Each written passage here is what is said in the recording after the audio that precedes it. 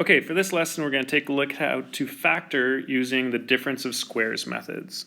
So as we already know, we have solved the other cases using an inspection, where if I have a coefficient of 1 for x squared, then I'm just looking for two numbers that multiply together to make the constant, but add up to the coefficient of x. So if I'm filling in the chart here, two numbers that add up to -6, but multiply together to make -16 are -8 and +2. Which means that the polynomial is going to have the sum of the middle term and the product of the last term. The factored form of this is going to be when I take x plus -8, or just -8, and x plus 2, where the two integers are going to be my constants in my factors.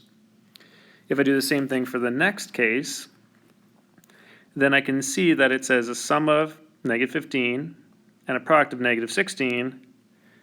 Well, that's going to be when it's x squared minus 15x minus 16.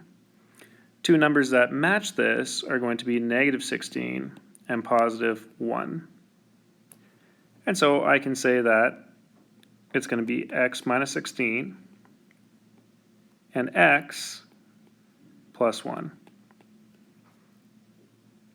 When I get to the third case, it says that I have a sum of 0, which means that the coefficient of x is 0. Well, if the coefficient of x is 0, that's redundant, as we can see here, and so then I can just have two terms. The product is still going to be the constant. Well, two numbers that multiply together to make -16 but add up to 0, if they add up to 0, they have to cancel each other out, and in this case, it's going to be +4 and -4. So I'm going to get x plus 4 and x minus 4. And as you can see here, x squared is a perfect square, and 16 is a perfect square. Well, how do I get x squared? It's going to be from x times x. How do I get 16? It's going to be from 4 times 4, or the square root of 16. I can use that principle for all of these. If I'm looking for two numbers that multiply together to make -64 but add up to 0, it's a positive and negative version of the same number, which is the square root of 16. If I look at example 5, positive and negative version of the same number, which is the square root of 25. And in this case, because the coefficient of x is going to be 0, I don't need to include it. I can just say that this would be x squared minus 64, or x squared minus 25. And you can see the factored form is always the conjugates. The same values, but one is positive and one is negative.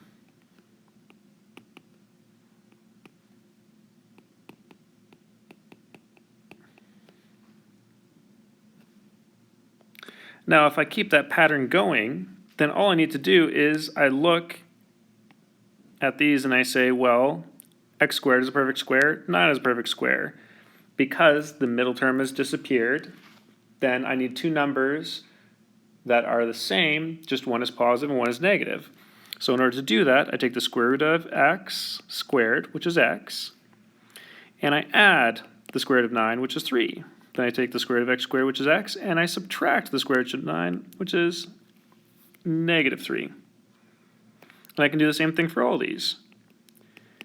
X plus the square root of 49 is 7, and x minus 7. X plus the square root is 6, and x minus 6. X plus the square root of 1 is 1, and x minus 1. And finally, a plus the square root of 100 is 10, and a minus 10. If that's true, even if I just used variables, I could say that m squared minus n squared should be the same as m plus n, and m minus n. If I expand this out again by foiling, m times m is m squared. M times negative n is going to be negative mn. N times m is positive mn. And a positive n and a negative n make negative n squared. And the positive mn and the negative mn cancel each other out. So I'm just left with m squared minus n squared, which works.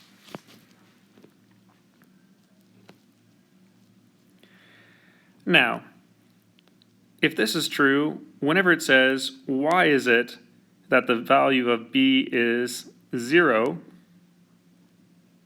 Well, it's because positive xy and negative xy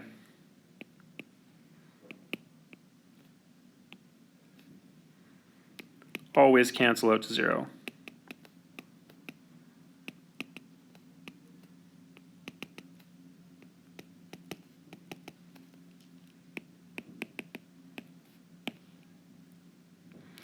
Now, where do I get that last term of c? It's going to be the negative y times a positive y.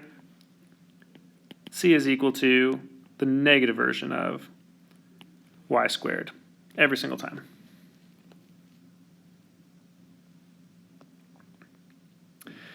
We call this a difference of squares. Now, if we think mathematically of what difference of squares means, it literally means difference is subtraction in math,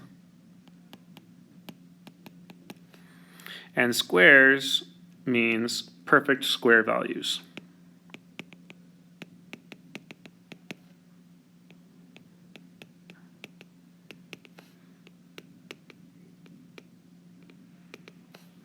And you can see a visual representation of what this looks like here, where if I took 1 square, a times a, subtract a square, b times b, then I'm left with, when I remove this area, just the shaded regions are the length of a plus the length of b times the length of a minus the length of b.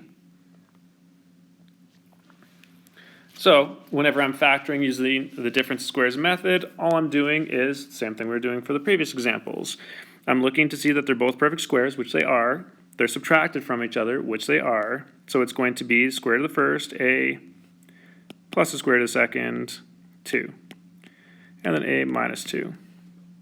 For b, it's going to be the square root of the first, which is t, plus the square root of the second, which is 12, and then t minus 12.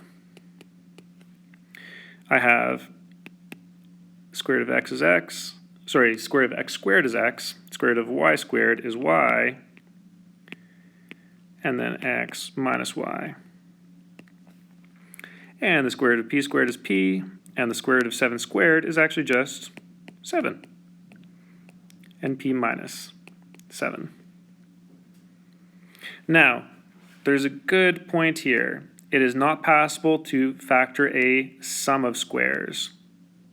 If I had x squared plus 4, it doesn't work. It has to be the negative version.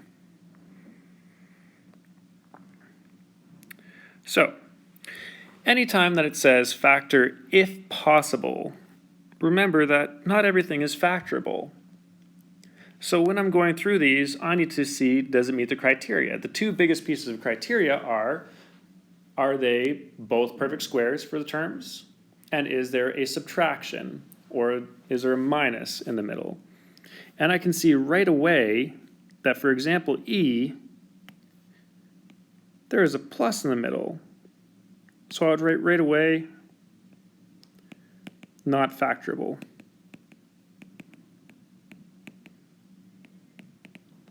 When I check all of the other cases, they are all perfect squares, and there is a subtraction between them, so all the other ones are going to work. So I do my process.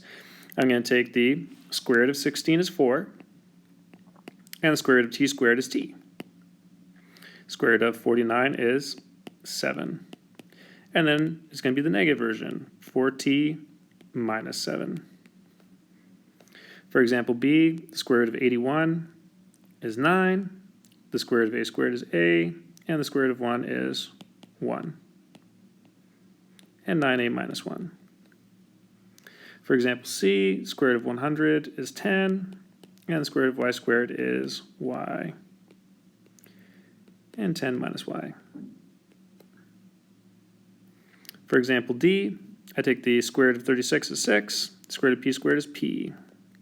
The square root of 25 is 5, and the square root of q squared is q. And then have 6p minus minus 5q.